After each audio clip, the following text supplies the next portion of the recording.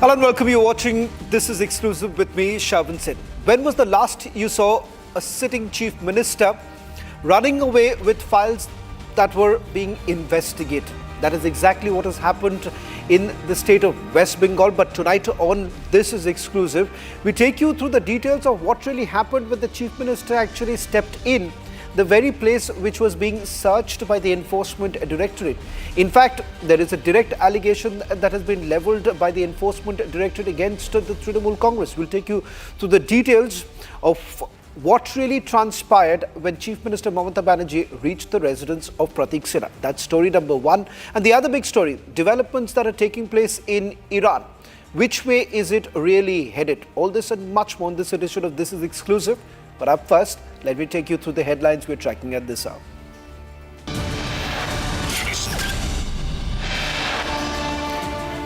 Mamata Banerjee silent on the green files and the digital evidence stolen during ED raid.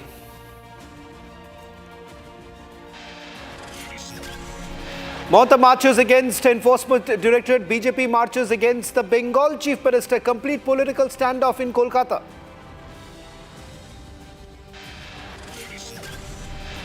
Calcutta High Court adjourns petitions filed by the Enforcement Directorate due to the chaos in the courtroom. Case moved to 14th of January. ED mail seeking alternate bench also gets no response. Trinamool Congress MPs silent on the file stolen by Mamata Banerjee, refuses to share the details on why she stole files from a raid. Violent anti-government protest in Iran enters 13th straight day. Thousands march through the streets of Tehran and other major cities.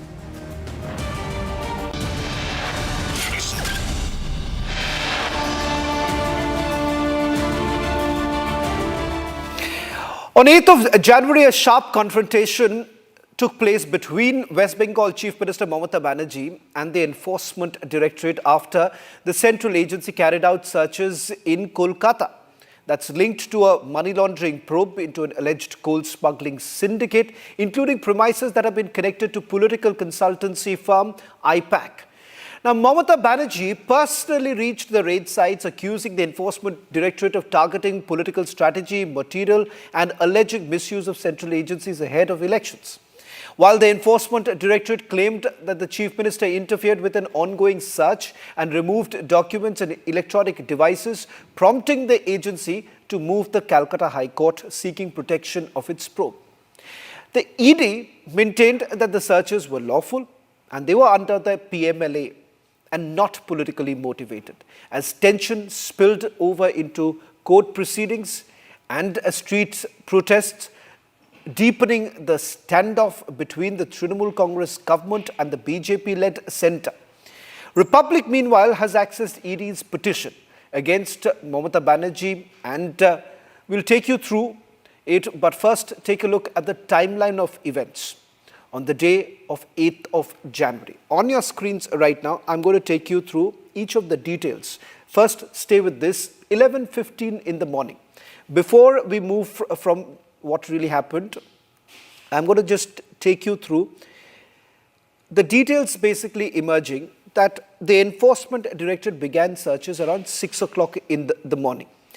They reached Petition, who happens to be the co-founder of I-PAC, and the searches began around 6 o'clock. But it is only around 11:15 that senior police officers basically come in. This includes the local police officer of the area, and then, of course, the DCP basically coming in. What is it that the Enforcement Directorate was essentially told at 11:15 in the morning? The DCP entered and said that there is a complaint that has been filed. And the complaint was against the Enforcement Directorate of trespassing.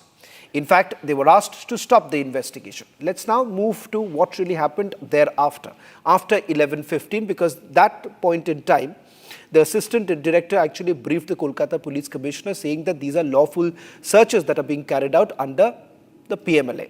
In fact, Section 17 provides the Enforcement Directorate with the ability to carry out these searches. Now, let's move to 12 o'clock.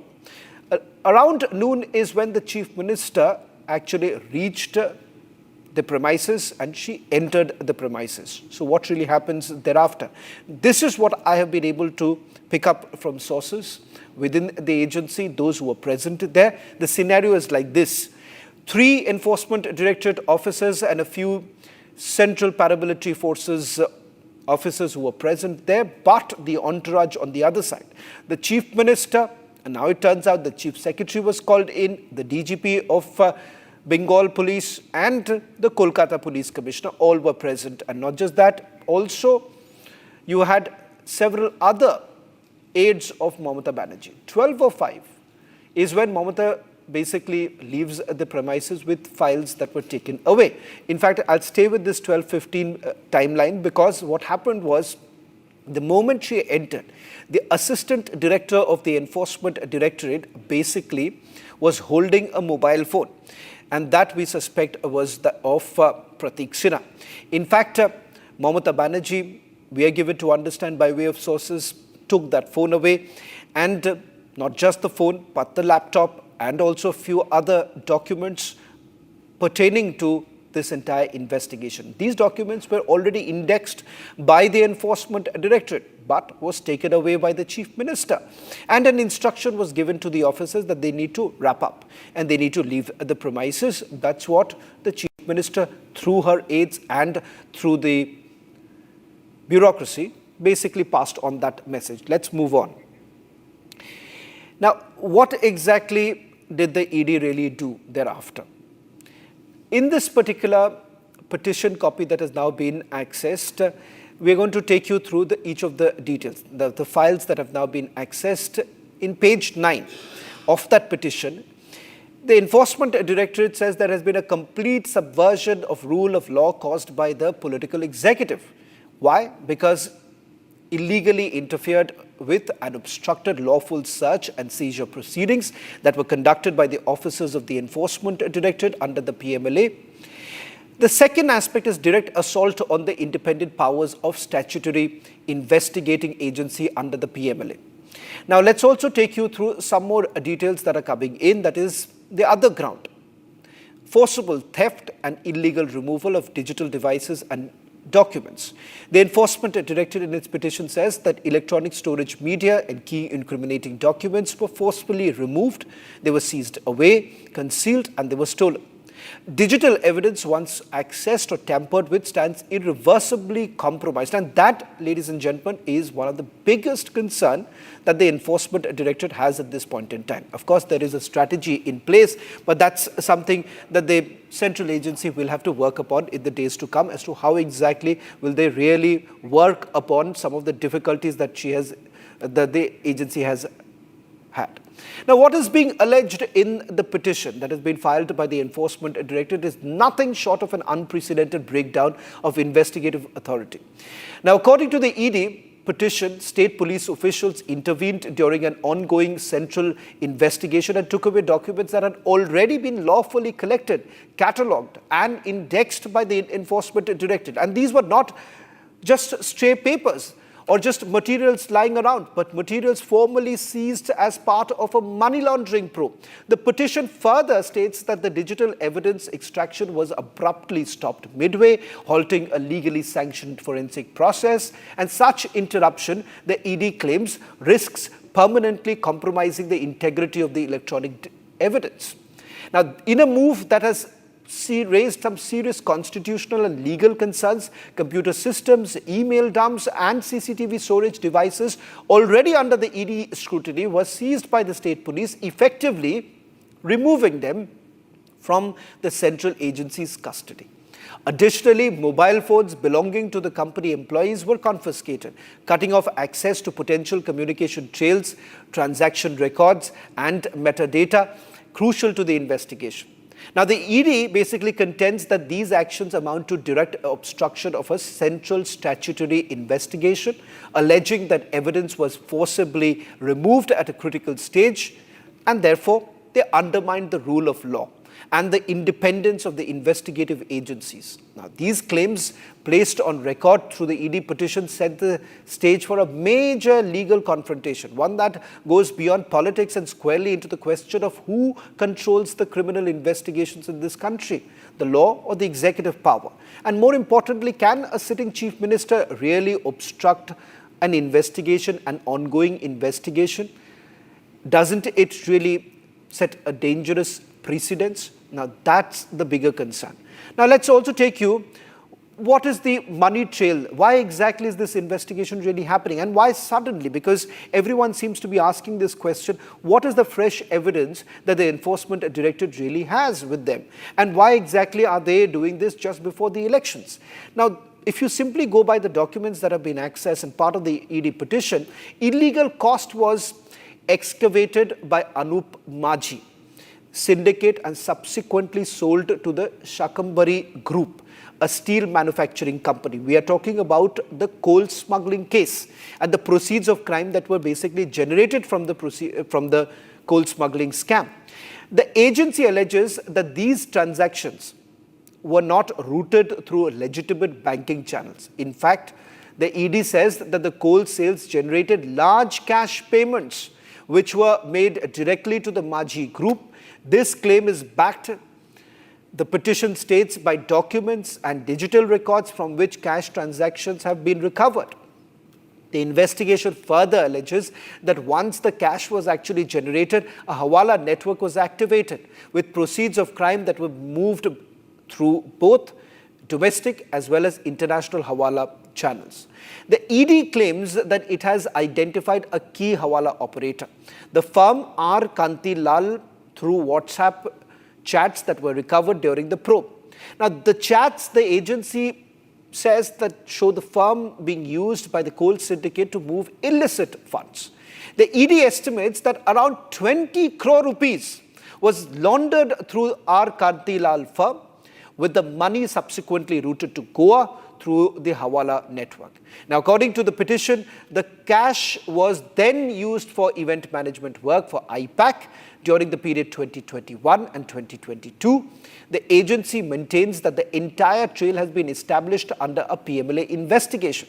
And these are serious allegations that have essentially been leveled by the Enforcement Directorate in its petition that has been filed, because at the end of the day, the Enforcement Directorate is essentially saying that they've basically been able to identify how exactly the money was moving. The Enforcement Directorate allegedly used these proceeds of crime that they're talking about by the coal syndicate to move the proceeds of crime, laying out a detailed chain of money movement and also the beneficiaries here. Now, according to the ED, the Hawala operator was identified through WhatsApp chat, which form part of the digital evidence that was collected during the investigation. Now, these chats allegedly point to a Hawala firm that has been named R. Kantilal, used by the coal syndicate to carry out illegal fund transfers. The agency claims that around 20 crore rupees is the money. Now, let me try and just elaborate a little bit how exactly this transaction has taken place, or that's the direct allegation that has been leveled by the Enforcement Directorate. They say that they've got details of how the money has actually moved. Let me just quickly take you through who are the people who have basically been involved, how exactly have they basically been able to come to some sort of a conclusion.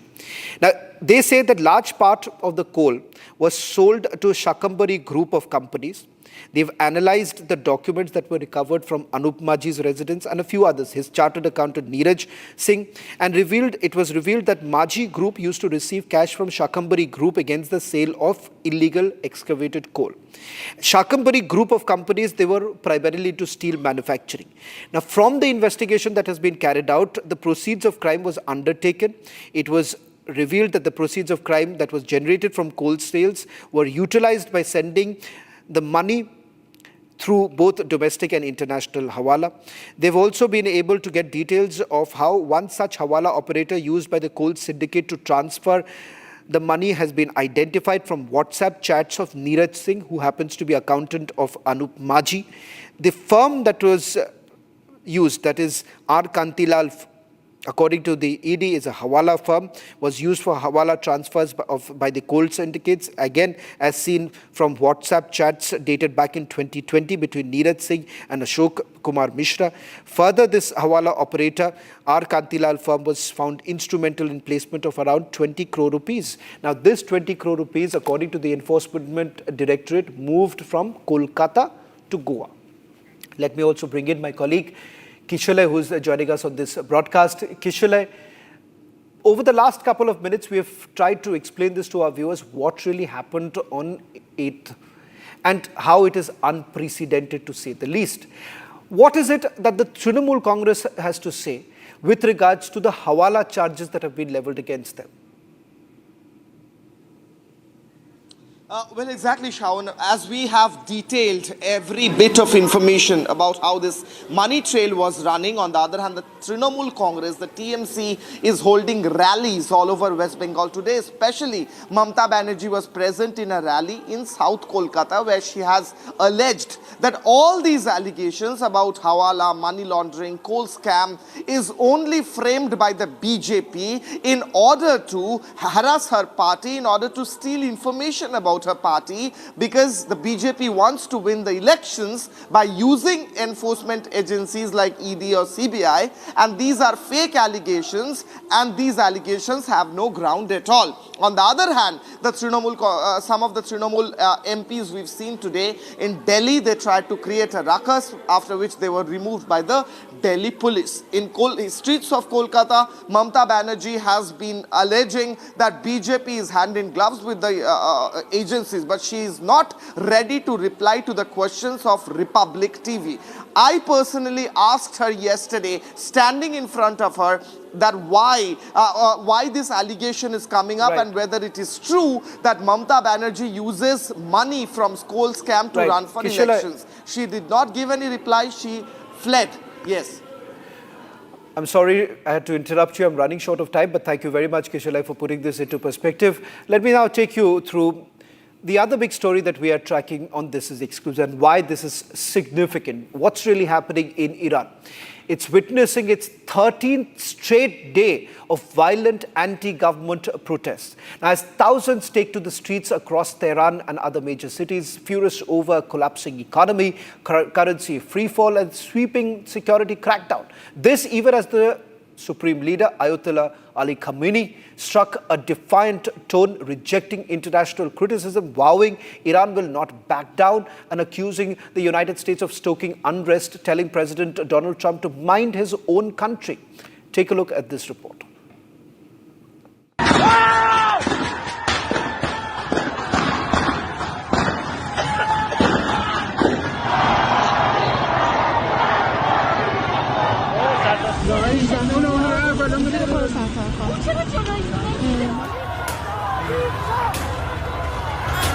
Iranian cities, including the capital Tehran, saw massive protests. This, as Supreme Leader Ayatollah Ali Khamenei addressed the nation, vowing Iran will not back down, while accusing the United States of fueling unrest. چون او گفته که حرف بی ربطی که اگر چنانچه دولت ایران چنین کنه من میام به طرف شما رو میگیرم، این طرف این اغتشاشگرها و افراد مضر برای کشور، این هم دلشون او خوشه، او اگه میتونه کشور خودشو اداره کنه، تو کشور خودش حوادث گوناگونی وجود داره.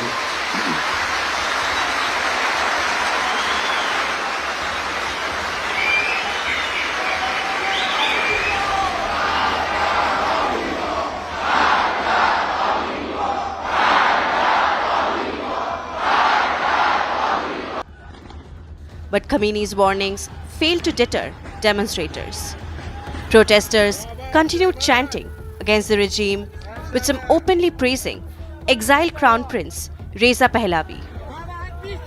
The Supreme Leader's hardline remarks came amid violent street clashes, mounting economic anger, and a sharp plunge in Iran's currency.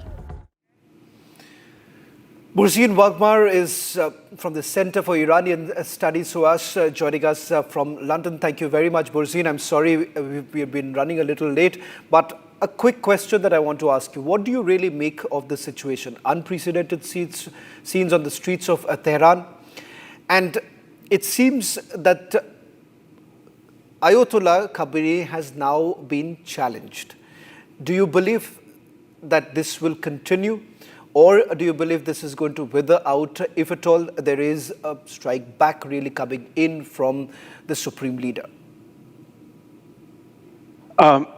This was Khamenei's first overnight broadcast since the problems started 12 days ago. He was not to be seen hitherto.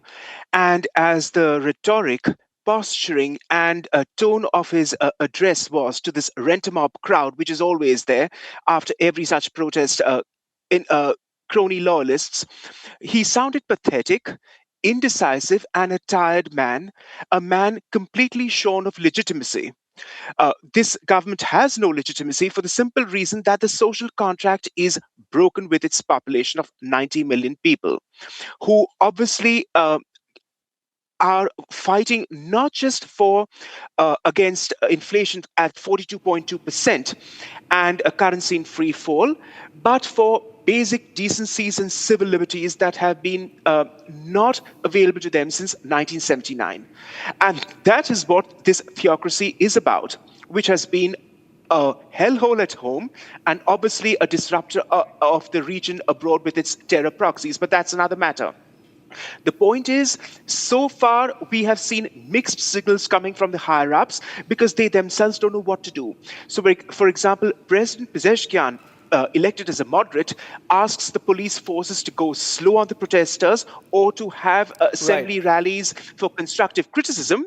The security hardliners and the Revolutionary Guards, they are not having any of this, and so would neither Khamenei, who wants to capitalize, as he has always done in the past, by showing this to be insurrectionists sponsored from abroad, and of course the usual blame of America and Jews and Israel. Nothing could be further from the truth. It is purely populist, homegrown, domestic discontent, and they have no funding, no sponsorship at all from abroad. President Trump may make a remark or two, rhetorically speaking, which he has done so. Right. But that's just talk. And in so doing, it is welcome because at least it shows to them that the world hasn't forgotten them, because pretty much the entire Western Hemisphere has forgotten what's happening and prefers to turn the other way and not talk about it. Thank you very much, Burzine, for that quick take on what's really happening on the ground.